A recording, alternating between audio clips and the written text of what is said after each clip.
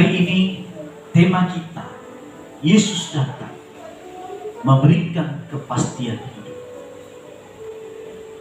Sebagaimana yang pernah saya katakan minggu lalu, atau juga pada Natal kita 11 Desember yang lalu di Hotel Kaisar, bahwa setiap manusia itu menginginkan, merindukan yang namanya sebuah kepastian.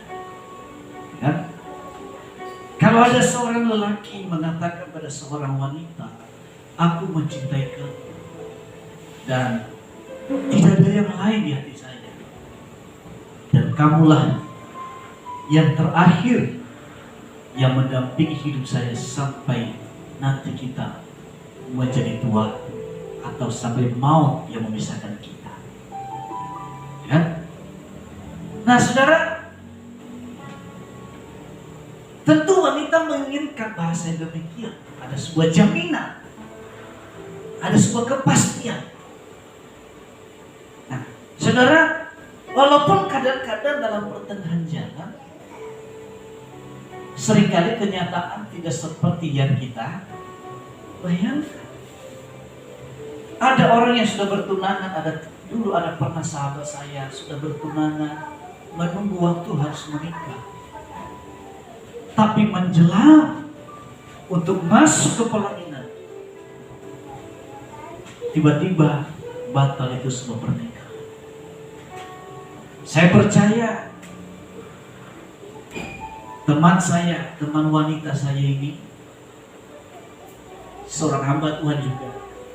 Secara manusia dia mengalami kekecewaan yang begitu berat karena janji tidak seperti yang dibayangkan. Ada saudara kasih Tuhan,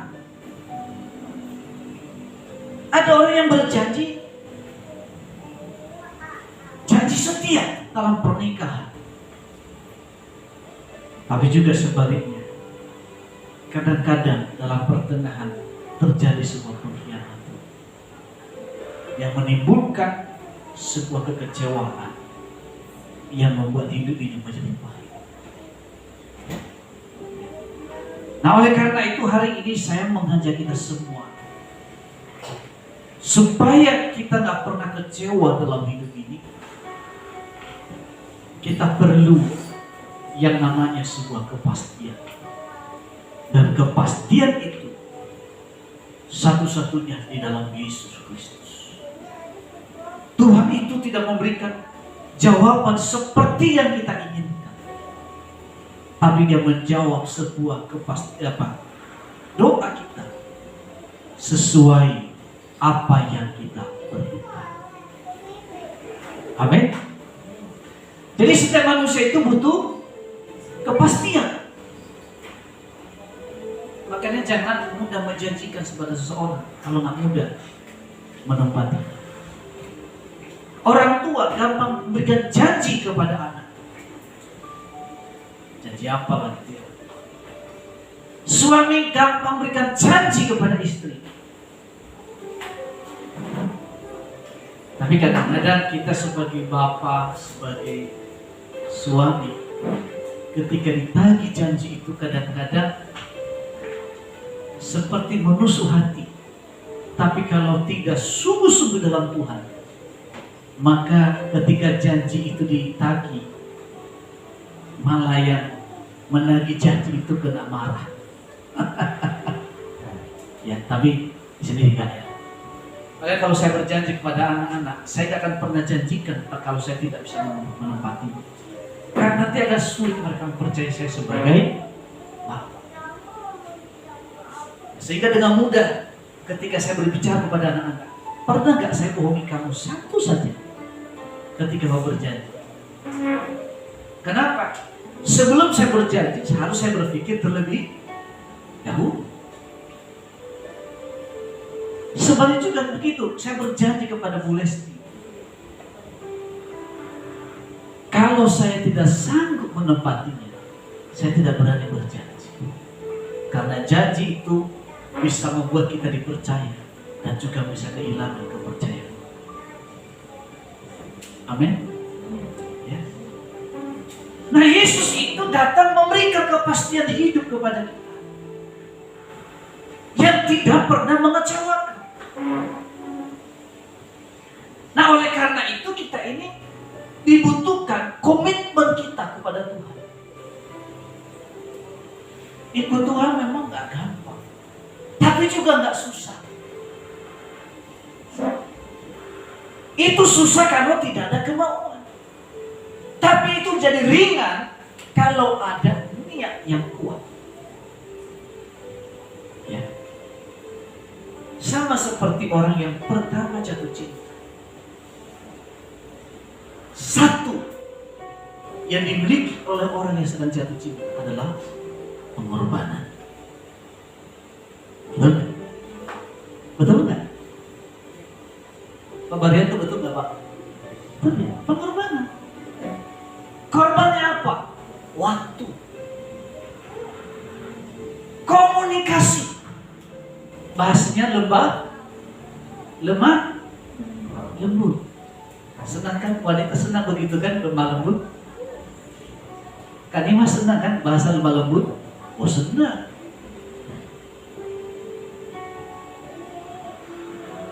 Ya. Apalagi memberikan bahasa yang lemah lembut disertai dengan sebuah janji. Ya kan gitu ya. Ya. Waktu, komunikasi, dan juga dompet. Gak ada perempuan senang sama laki-laki yang pelit. Ya kan? Ya. Walaupun boleh sendiri bukan materialistis, tapi kalau saya pelit juga belum tentu juga senang dengan saya dulu. Iya kan? Walaupun isi ATM waktu itu cuma 600.000 saya kasih. Ya. Tapi memang dia gak salah memilih. Memang saya suami yang terbaik buat Bu Lesti. Amin. Haleluya. Ya. Jadi bicara tentang orang yang jatuh cinta, selalu ada pengorbanan. Apalagi misalnya ketika sudah menjadi mempelai, harusnya meningkat.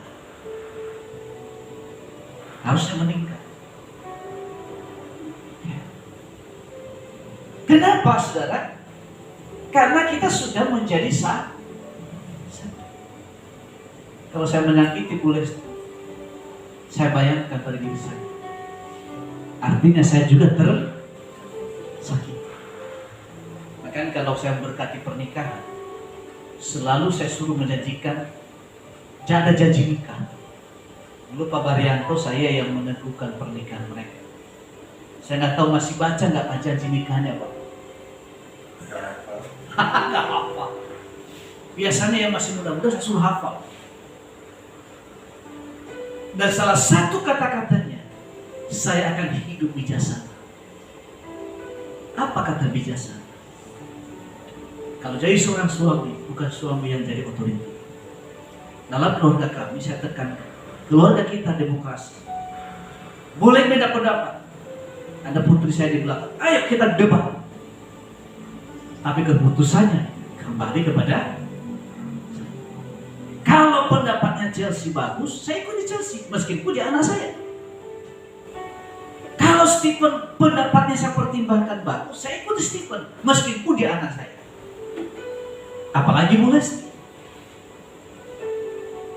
Tapi kalau pendapat mereka tiga-tiganya nggak masuk akal saya perhitungkan ke depannya akan berbahaya, maka saya yang mengambil keputusan.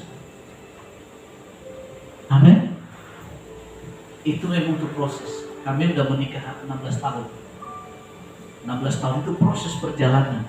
Tidak langsung ujung-ujung jadi juga. Baru belakangan ini saya belajar. Tapi kadang-kadang sisa-sisanya masih ada. Mungkin karena bertambah umur, maka bertambah kebijaksanaan. Makanya heran juga saya kalau orang tambah tua tidak tambah bijak, itu bahaya bagi saya. Menurut saya itu berarti umurnya yang tambah, tapi sedikit jiwanya terganggu. Jadi saudara kasih Tuhan, sebagai seorang suami, sebagai keluarga hamba Tuhan, maka saya harus membangun kepercayaan orang. Karena bisa menyebabkan orang tidak datang ke gereja, bisa benci pada gereja, benci kepada hamba Tuhan, bahkan bisa mengatakan Tuhan itu tidak adil. Kalau misalnya kami sebagai hamba Tuhan tidak bisa dipercaya. Amin. Jadi hari ini poin yang pertama, kalau kita di seorang suami harus menjadi suami yang bijaksana, supaya keluarga percaya kepada kita. Dan kalau keluarga sudah percaya kepada kita, orang lain akan bertambah kepercayaan. Dan kalau orang keluarga percaya, orang sekeliling kita percaya, maka berkat Tuhan juga turun atas kita. Ada berkat yang tidak terhitungkan ketika ada keharmonisan. Kata lagu kan, sungguh alangkah, coba dari mana? Dari G. G itu suaranya tidak tinggi.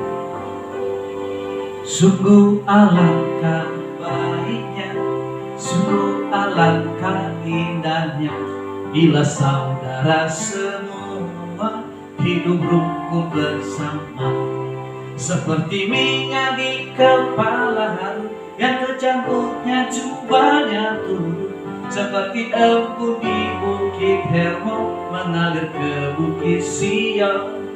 Sebab kesanalah Allah memerintah agar berkat-berkatnya tercurah, serta memberikan anugerah hidup selama-lamanya. Jadi kalau keluarga itu ada keharmonisan, ada berkat yang spesial yang Tuhan sediakan. Amin. Nah, oleh karena itu, supaya tercapai keharmonisan dalam keluarga, jangan jauhkan diri dari persekutuan dengan Tuhan. Katakan amin. Persekutuan kita dengan Tuhan, kita harus intensifkan dalam keluarga kita. Ada memang keluarga. Kalau memang nggak bisa bersama-sama karena tugas, ya salah satu di dalamnya. Ya kalau saya nggak ada di rumah, boleh setia mimpi doa. Kalau saya ada di rumah, saya mau mimpi doa. Kalau saya tugas, maka saya akan sama-sama berdoa di tempat yang berbeda. Saya diberkati, ya karena doa seorang istri. Istri berkati karena doa seorang suami. Saling melengkapi. Sebagai seorang yang sering memperseling pernikahan, saya sering mengatakan, di dalam keluarga, suami dan istri posisinya sama di hadapan Tuhan. Ya. Sama, itulah iman Kristen. Hanya membedakannya adalah suami adalah kepala keluarga, istri adalah penolong. Ya. Istri itu pemikiran pendek, tapi melebar. Itu kehebatan istri. Lebar. Jadi telaten menyiapkan segala sesuatunya. Laki-laki kadang-kadang tak memikirkan. Suami pikirannya masih sempit, tapi jauh ke depan. Itu sebut visioner. Makanya sebagai seorang bapak, suami harus memikirkan jauh ke depan. Ya. Yang belum menikah, ya seperti inilah. Kalau berkeluarga, kan gitu kan. Ya. Di sini ada 2 calon pengantin tahun depan. 3 ya? 3 ya calon. Cuma yang satu belum ketemu, masih dicari. Bentar lagi ketemu. Haleluya. Ya. Saya rindu nanti ke depan saya memberkati biar apa? Ya, baik. Jadi saudara kasih Tuhan, kepercayaan itu dimulai dari keluarga. Saya tulis itu bisa percaya dengan saya, itu karena iman. Ya. Walaupun kalau kami sering bercanda, saya bilang karena emang saya itu orangnya ganteng. Tapi sebetulnya karena iman. Saya punya kemampuan spesial yang lain, melebihi pria yang lain, sehingga bisa jatuh cinta dengan saya, yaitu iman. Nah itu dia. Bayangkan ngajak anak-anak orang menikah cuma 600.000 di ATM. Iman kan? Pengeluaran puluhan juta. Cari rumah, duitnya belum ada, tapi benar-benar jadi kenyataan. Walaupun kredit kan. Nah, Pak Awi nggak datang sini. Pak Awi merintis gereja ini bersama dengan Pak Awi, ya, bapaknya si Fani, papinya si Fani. Ibu saya ke gang, dari gang ke gang kunjungan, saya sampai juga hampir saya digebukin orang. Dan itu kan Pak Awi dampingin saya. Itu juga dengan iman. Setiap bulan, setiap minggu kita pikirkan, ada tak uang ya? Bagaimana kita sewa tempat? Itu iman. Segala sesuatunya dengan iman. Ya itulah yang membedakan saya dengan pria lain. Sehingga Bu Lesti tidak pernah melirik kanan kiri. Karena yang dikenal yang pertama, pria yang pertama dan terakhir adalah seorang Petrus. Nah itu dia. Dan memang itu yang terbaik yang dia pilih.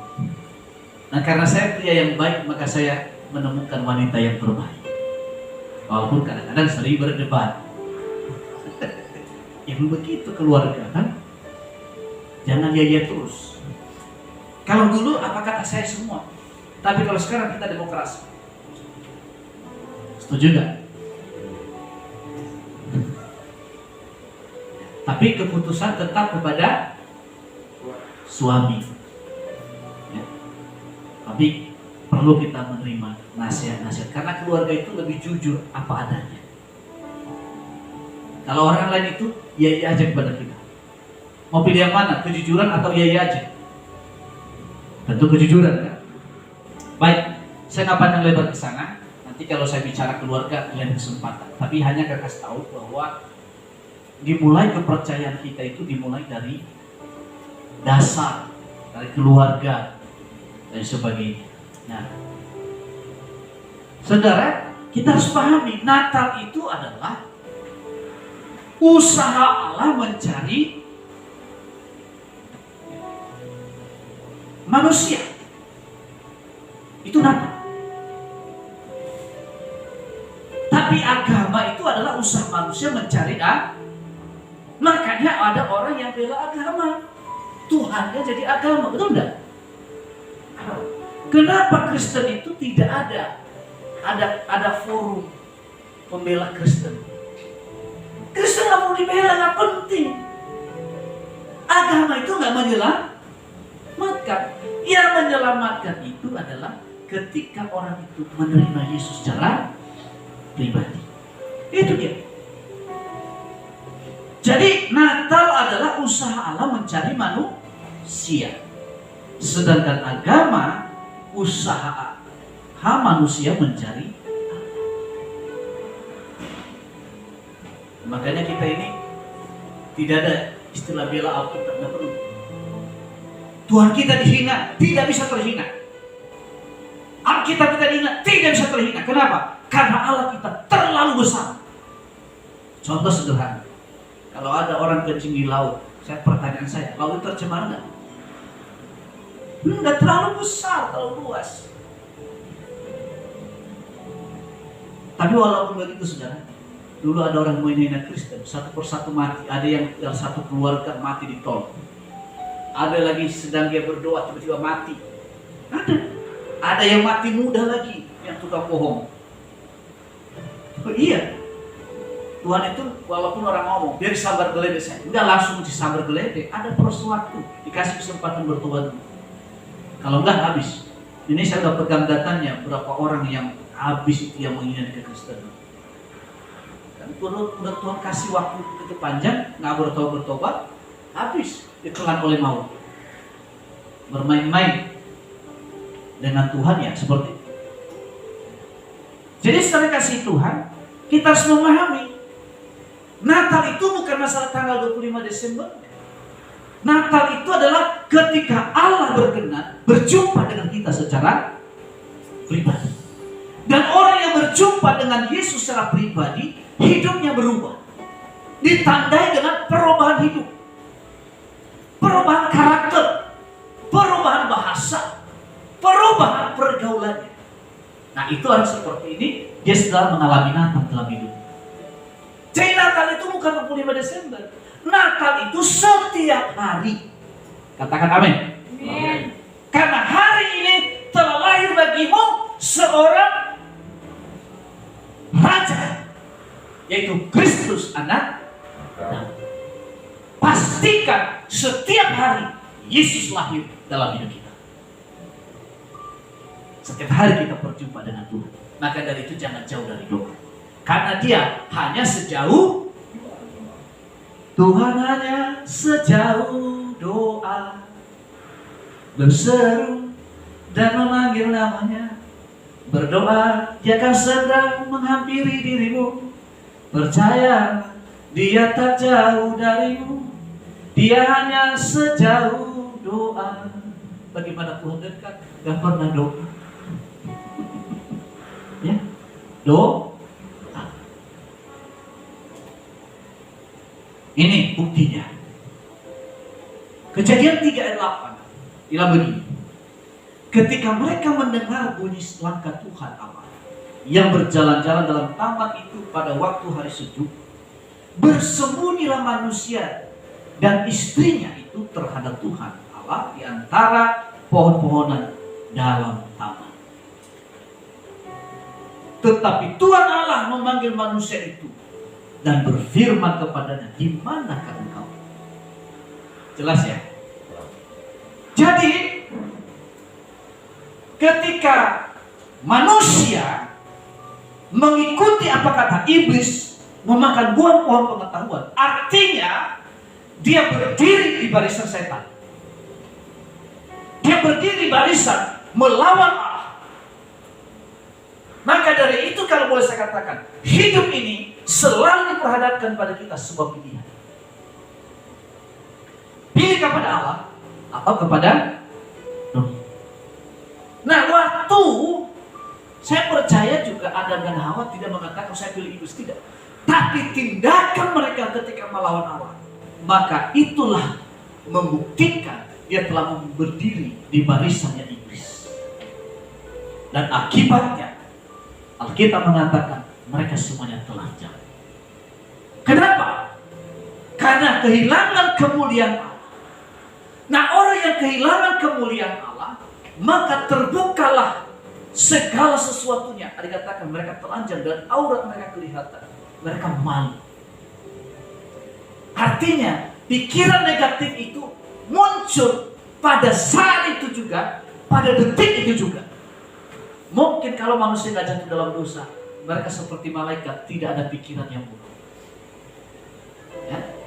Dari situlah munculnya pikiran negatif. Disitulah muncul pria-pria yang disebut playboy. Di sini nggak ada playboy. Amin.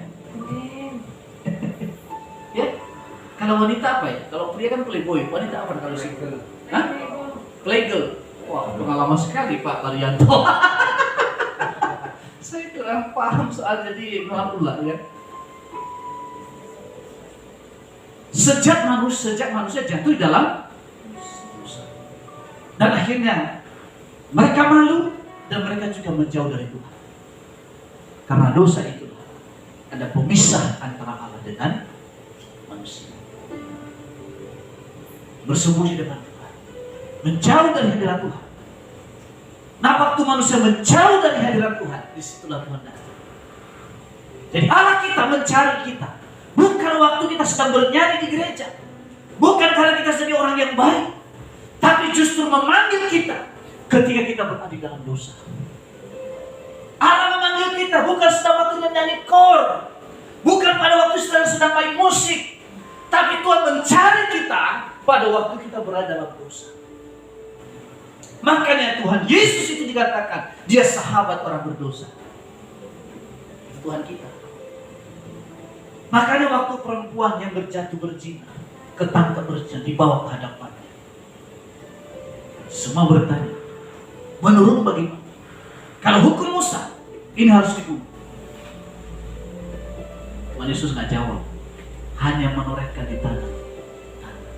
dan bertanya kepada mereka, siapa yang tidak berdosa di antara kamu, hendaklah ia melempar dengan batu.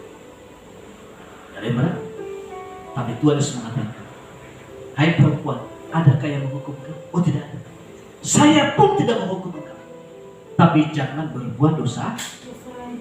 Itu dia. Jadi bukan berarti terima Yesus maka saya naik sendiri.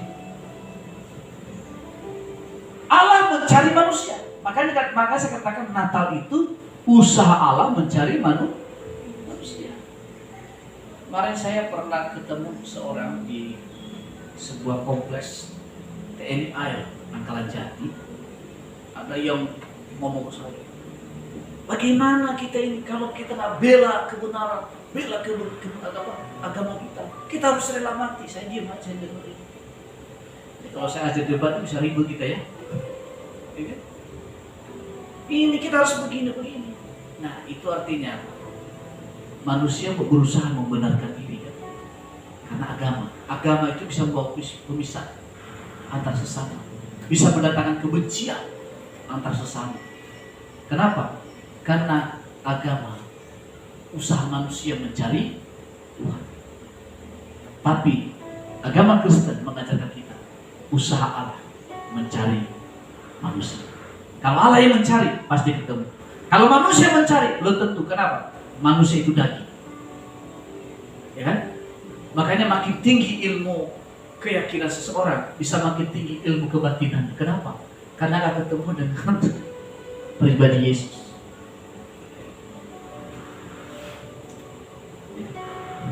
Kemudian dikatakan yang menjawab, ketika aku mendengar bahwa engkau ada dalam taman ini, aku menjadi takut. Nah, mulai merasa takut karena aku telanjang. Sebab itu aku berseru. Firman-Nya, siapakah yang beritahukan kepadamu bahwa kau telanjang? Apakah makan dari buah pohon yang kularang itu engkau makan itu? Nah ini manusia kalau udah salah itu begini, karakter seperti itu, nyalain orang. Kalau dia sudah gagal, kalau sudah tidak bertanggung jawab, alasannya ini.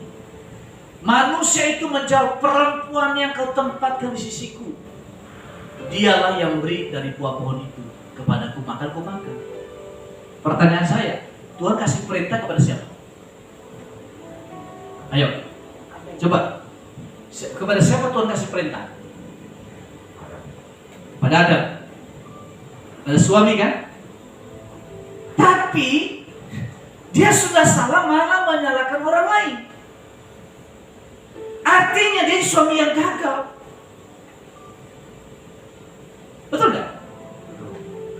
Tapi karena udah salah, untuk membenarkan diri, dia harus menyalahkan orang lain. Makanya perhatikan aja orang-orang yang sudah yang kepahitan, pasti nyalahkan orang kan. Itu gara-gara dia sih saya begini. Habis saya difitnah mulu. Akhirnya bos saya juga benci sama saya. Pernah sering ketemu orang kayak gini? Itu sih gara-gara si Niwa, habis cari muka terus dia. Padahal bukan si Niwa cuma satu. Ya kan? Itu sih gara-gara Pak Petrus, makanya mau ngegundulnya. Saya difitnah mulu. Nah ini orang-orang yang gak beres. Orang yang gagal sebetulnya hanya menutupi kesalahan. Kalau bagi saya pribadi, hidup saya tidak ditentukan oleh siapapun. Karena kecewa, gagal, bukan orang lain menentukan. Saya yang menentukan. Katakan amin. Amin. Makanya saya santai, gak perlu saya kecewa dengan siapapun. Kalau orang ngomong, tahu nggak hidungnya Petrus itu mancung ke dalam. Kalau memang hidup saya tetap seperti ini, bodoh amat. Buktinya juga saya terbukti sebagai pria yang ganteng. Anak saya ganteng, anak saya cantik, istri saya juga cantik. Ya kan? Gak mungkin Bu Lesti mau sama laki-laki yang begini. Walaupun dia orang yang wanita yang baik, dia mikir juga, masa nikah sama suami laki-laki. Pandangannya gak sama. Apapun kata orang, salah melihat Bu Lesti ya. Petrus itu kan jeleknya bukan main, buaya aja gak mau selera.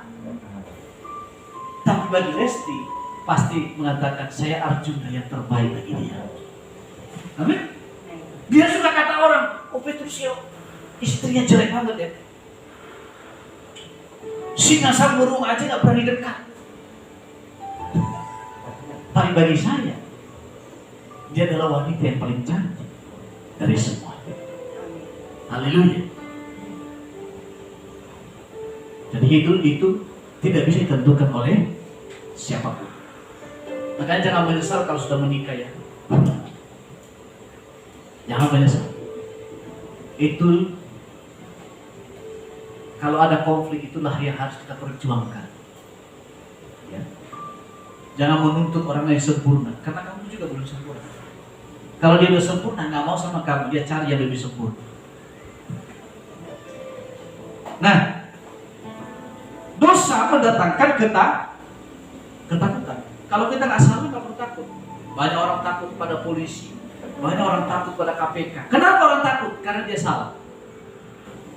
Kalau kamu nggak pernah menyakiti orang, kamu nggak akan takut laporkan ke polisi. Kalau nggak pernah korupsi, nggak takut pada KPK. Undang-undang apapun yang ada di negeri ini, kita nggak pernah takut. Kenapa? Karena kita nggak salah. Tapi kita salah kalau memang kita bersalah. Jadi dosa mendatangkan ketakutan. Jadi kalau nggak mau ada ketakutan, jangan berbuat dosa.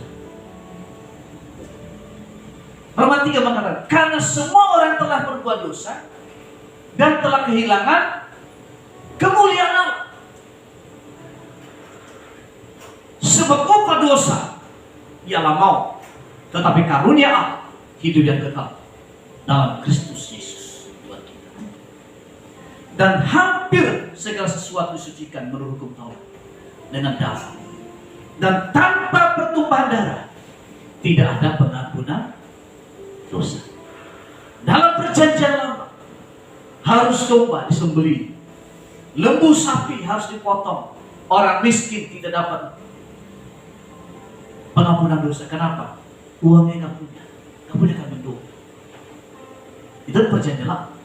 Tapi dalam perjanjian baru, darah Yesus tertumpah di kayu salib untuk mengampuni dosa-dosa kita. Dikatakan waktu manusia telanjang, apa yang terjadi? Tuhan membuat pakaian dari kulit domba untuk menutupi aurat mereka. Artinya ada pertumpahan darah di dalamnya. Luar biasa. Meskipun manusia berdosa, tapi kasih Allah tidak pernah berakhir, meskipun ada akibat. Dosa mendatangkan hukuman. Jadi Tuhan itu mengampuni dosa kita, tapi juga Tuhan tidak meloloskan kita dari penghukuman. Supaya kita apa? Di kemudian hari tidak mengulangi kesalahan yang sama. Apa itu? Yang pertama, berfirmanlah Tuhan kepada ular itu, karena engkau berbuat demikian, terkutul engkau di antara segala ternak dan di antara segala binatang hutan. Dengan perutmulah engkau akan menjalar, dan debu tanahlah akan kau makan seumur hidup. Itu yang pertama. Ular kena kutuk, yang tadinya bersahabat dengan manusia. Yang kedua, aku akan mengadakan permusuhan antara engkau dan perempuan ini, antara keturunanmu dan keturunannya. Keturunannya akan meremukkan kepalamu, dan engkau akan meremukkan tumit. Makanya dari zaman Adam sampai kepada Yesus, keturunan ular yang disebut iblis, sampai Yesus mati di kayu salib. Disitulah puncaknya, di mana Yesus diremukkan tumitnya, itu mati di atas kayu salib. Dan hanya yang belum selesai itu persahabatan manusia dengan segala binatang. Tapi nanti akan tiba waktunya di mana anak-anak bisa bermain dengan ular beluda, di mana nanti singa tidak memakan daging, makanannya hanya rumput. Itu nanti pada waktu kerajaan 1000 tahun di muka bumi. Di khotbah-khotbah sebelumnya saya pernah bicara akhir zaman. Yesus menanggung dosa warisan. Kapan? Pada waktu Yesus mati di atas kayu. Itu satu tunggu. Jadi walaupun Yesus sudah lahir, perlu pemutusan dalam keluarga kita. Bapak saya itu sangat dekat dengan ilmu kuasa kegelapan. Ya bisa membagi raganya. Jadi dulu saya ingat ya, dia kan lektor ya. Lektor, tapi ilmunya juga ada. Dia bisa kalau ada pesta 3, bisa hadiri 3-tiganya pesta dalam waktu yang bersamaan. Makan seperti biasa. Artinya ada satu kekuatan yang jahat di dalamnya. Nah, kedua, bapak saya itu bukan sekedar punya ilmu, tapi juga seorang guru. Yang mungkin kalau daerah kami di Seromu ini, sebagian besar pasti kenal bapak saya. Karena di belakang kecamatan itu dulu itu dia adalah guru yang mengajar silat. Dan pada waktu itu pernah dikepung dalam satu rumah. Kami pikir waktu itu bapak saya sudah mati. Nah waktu saya ingat waktu masih kecil, saya lihat bagaimana pisau itu ditancapkan dalam di badannya. Itu masih kecil sekali, lihat. Pikiran kita waktu itu udah selesai, meninggal bapak saya. Karena waktu itu terkenal dulu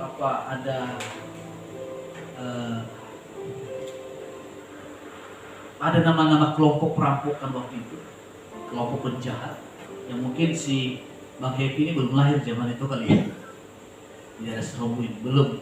Tapi kalau usia-usia 40 tahun ke atas daerah kami itu pasti tahu. Nah, lalu kemudian kami harus lari kan. Bapak saya nggak bisa ngelawan, takutnya kami sasarannya. Mama saya sasarannya, adik saya masih bayi. Aduh. Karena dia dikenal sebagai guru, tentu menghadapi dengan cara yang berbeda. Beda dengan masyarakat biasa. Nah, pikiran kita udah selesai lah. Mama saya udah nangis-nangis, udah mati, udah meninggal. Karena kita lihat dengan mata. 2 jam selanjutnya kami ketemu di rumah di mana kami melarikan diri. Loh, tadi kan sudah. Kok bisa? Ya iya itu kan bantal. Bantal yang mereka tusuk. Ya Bapak nggak mungkin bisa melawan. Kalian tuh bahaya. Muridnya juga, dia tarik muridnya keluar, orang nggak tahu. Nah itu abang saya nomor 2 itu yang meneruskan itu. Karena dia sudah menyeberang dari Kedah. Jadi orang naik jabatan datang ke dia. Nah ini dalam keluarga, kami selalu saya berdoa, harus diputuskan dosa warisan ini. Melalui apa? Melalui nama Tuhan Yesus. Jadi Pak Saimar yang sudah punya anak, putuskan pada nama. Dosa keturunan, kutuk keturunan harus kita putuskan. Meskipun saya ke keluarga hamba Tuhan, tapi tetap saya harus berdoa supaya apa? Tidak ada celah. Belum lagi keluarga istri kan, karena beda budaya. Jadi ada dosa warisan yang harus diputuskan. Dan Yesus yang menanggung dosa warisan itu melalui kematiannya. Makanya selalu saya berdoa untuk anak-anak, dalam nama Yesus segala dosa keturunan, kutuk keturunan saya putuskan dalam nama Yesus. Seperti itu. Karena kalau ada dosa keturunan itu terhalang berkat. Ya, ada kata kita lihat ada orang pintar tapi kok nggak bisa kerja. Ada kan, pernah ketemu orang itu kan, pintar dia, tapi nggak bisa kerja. Kenapa? Kan tertutup berkat Tuhan. Jadi jangan salah, orang yang nggak berhasil dalam hidup itu bukan berarti orang bodoh. Tapi ada atmosfer yang menghalangi dia bekerja. Makanya perlu putusan. Harus diputuskan. Nah Yesus datang untuk itu. Termasuk sama anak saya juga. Kutuk keturunan, kutuk kemiskinan. Saya nggak mengatakan orang kekurangan kena kutuk, tapi ini di keluarga kamu. Segala kutuk kegagalan harus diputuskan. Yang menanggung itu adalah Yesus. Itulah hebatnya Natal. Yang ketiga, firman-Nya kepada perempuan itu, susah payah waktu engkau mengandung. Engkau buat banyak, akan kubuat banyak. Tuhan sendiri yang buat. Dengan kesakitan engkau akan melahirkan anakmu, namun engkau akan birahi kepada suamimu, dan ia akan berkuasa atasmu. Disitulah derajat wanita waktu itu turun. Sehingga dalam hukum Israel, wanita itu hanya untuk melahirkan anak. Disitulah suami-suami udah punya istri 1, 2, 3, 4 dan seterusnya. Kenapa? Pada waktu itu wanita hanya dianggap sebagai kelas nomor 2. Sampai sekarang ini kalau di Timur Tengah, itu kalau pengadilan, biarpun wanita itu posisi yang benar, tetap salah. Kenapa itu? Karena dosa wanita. Tapi ketika Yesus datang ke dunia ini, derajat wanita sama dengan laki-laki, dengan fungsi yang berbeda, tugas yang berbeda. Makanya jangan heran kalau sekarang ini wanita-wanita banyak pengisi pom bensin. Ada kan? Ada supir truk, ada supir busway, ada pilot. Betul nggak? Pernah ketemu? Dulu nggak ada. Pernah dulu jadi komisioner KPK juga seorang wanita. Dan hari ini saudara, Menteri Keuangan terbaik di dunia itu ada di Indonesia yang bernama Sri Mulyani. Meskipun belum seiman dengan kita, tapi itulah Tuhan ketika Yesus datang ke dunia ini mengangkat. Tinggal satu yang belum, kesakitan waktu melahirkan. 2 anak saya menemani dua-duanya ketika lahir. Aduh, saya benar-benar berdoa, Tuhan tolong. Nggak ada keluarga, ya kami berdua. Lahir dengan sempurna, puji Tuhan. Itu doa. Walaupun misalnya ada orang sesar, tetap lebih sakit sesar. Sakit, duduk susah, berdiri susah, ketawa juga harus hati-hati karena jahitannya bisa putus. Begitu. Kemudian yang keempat, ini dosa warisan. Kutuk yang terjadi, penghukuman. Dia lalu berfirman, lalu firman-Nya kepada manusia itu, yaitu laki-laki. Karena kau mendengarkan perkataan istrimu dan memakan dari buah pohon yang telah kuperintahkan kepadamu, jangan makan daripadanya, maka terkutuklah tanah. Ini Tuhan tidak mengutuk manusia, tapi tanah yang terkutuk. Sehingga apa terjadi? Dengan bersusah payah engkau akan mencari rezeki dari tanah seumur hidup. Makanya kita ini ditimpa kesusahan badan. Kita harus sekolah tinggi-tinggi. Sekolah tinggi juga belum tentu ya. Banyak di Jakarta ini yang S3 nggak bisa kerja. Makanya bersyukur kalau masih bisa kerja, walaupun kita sebagian ada yang S3, nggak apa-apa. Ini dia. Makanya ada orang khawatir akan hidup. Segala cara dihalau. Kenapa? Karena cari uang itu susah, katanya. Ini akibat. Tapi di dalam Yesus, dunia mengatakan susah, tapi Alkitab mengatakan berkat Tuhan menjadikan kaya, susah payah tidak menambah hidup. Amsal berapa itu? Amsal 10:22 ya. Berkat Tuhan menjadikan kaya, susah payah tidak menambah hidup. Kenapa? Karena ada penebusan Kristus. Nah, karena tadi tidak banyak kutuk yang melekat dalam hidup manusia. Nah, Yesus datang untuk mengubah jalan hidup kita. Maka kita perlu Yesus. Karena perhatikan aja orang yang takut Tuhan Yesus dengan sungguh-sungguh, hidup dengan Tuhan Yesus, hidup yang berbeda. Kelihatan remeh di depan manusia, tapi bisa mengalahkan orang yang bijaksana kalau dia berjalan bersama dengan Tuhan. Yang pertama, ada kepastian keselamatan. Yang lain semua mudah-mudahan. Tapi Yesus berikan jaminan. Aku jalan kebenaran dan hidup. Tidak seorang pun yang sampai kepada Bapa kalau tidak melalui aku. Jadi di dalam Yesus ada kepastian keselamatan. Jadi kalau orang tanya, kalau kamu mati masuk surga, pasti harus percaya. Ini janjinya. Iya dan amin. Ya. Kenapa? Kita dibenarkan oleh karena iman kepada Kristus. Kalau orang tanya, kamu orang berdosa? Bukan, saya orang benar. Loh, kemarin kan berbuat salah. Iya betul. Oleh karena orang berdosa ini maka saya percaya Yesus. Dari dalam Yesus saya disempurnakan 10 hukum Taurat. Saya sudah menggenapinya. Karena Yesus yang menggenapi. Makanya ada kepastian keselamatan. Jaminannya apa? Yohanes 3:16. Karena begitu besar kasih Allah akan dunia ini, sehingga telah mengaruniakan anaknya yang tunggal, supaya setiap orang yang percaya kepadanya tidak binasa, melainkan beroleh hidup yang kekal. Ya.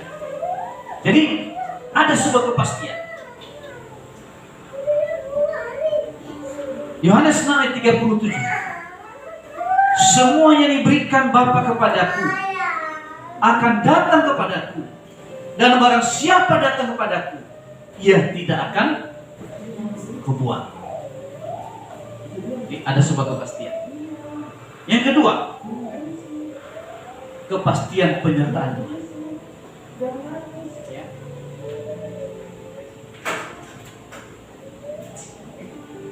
Ada penyertaan Tuhan. Dikatakan ini, dan kamu akan dibenci semua orang oleh karena namaku, tetapi tidak sehelai dari rambut kepalamu akan hilang, akan jatuh ke bumi. Jadi kalau orang berusaha bagaimana mengintimidasi kita, akan mungkin berusaha membunuh kita, kita nggak akan pernah mati kalau belum waktu. Sehelai dari rambut kita tidak akan hilang tanpa sepengetahuan Tuhan. Dan yang keempat, ada kepastian berkat. Ketiga, kepastian berkat. Saya percaya orang Kristen yang sungguh-sungguh tidak ada yang namanya kegagalan. Yang ada adalah berkat yang tertunda. Setuju nggak? Nah, ada orang yang mengatakan istilah ada disebut roda kehidupan. Hidup itu seperti roda yang berputar. Saya nggak percaya itu. Karena bukan ajaran Alkitab, itu ajaran dunia. Alkitab hanya mengajarkan kita. Alia dalam Ulangan 13 mengatakan, apabila engkau mengasihi Tuhan Allah, Tuhan akan mengangkat engkau semakin naik dan bukan turun, menjadi kepala dan bukan jadi ekor. Artinya kita ini hanya mengenal istilah tangga kehidupan, bukanlah roda kehidupan. Itu sama kayak mainan namanya. Tangga kehidupan. Semakin naik, bukan turun, jadi kepala dan bukan jadi ekor. Maka perlu kita sadari, ada kepastian berkat. Makanya beberapa lama yang lalu saya pernah mengatakan, mencapai itu bangun persekutuan dengan Tuhan melalui doa, pujian, penyembahan, dan firman. Yohanes 11:10. Pencuri datang hanya untuk mencuri dan membunuh dan membinasakan. Aku datang supaya mereka mempunyai hidup dan mempunyainya dalam segala kelimpahan. Dengar baik-baik. Walaupun keadaanmu hari ini belum seperti engkau bayangkan, tapi justru disitulah kamu harus percaya firman.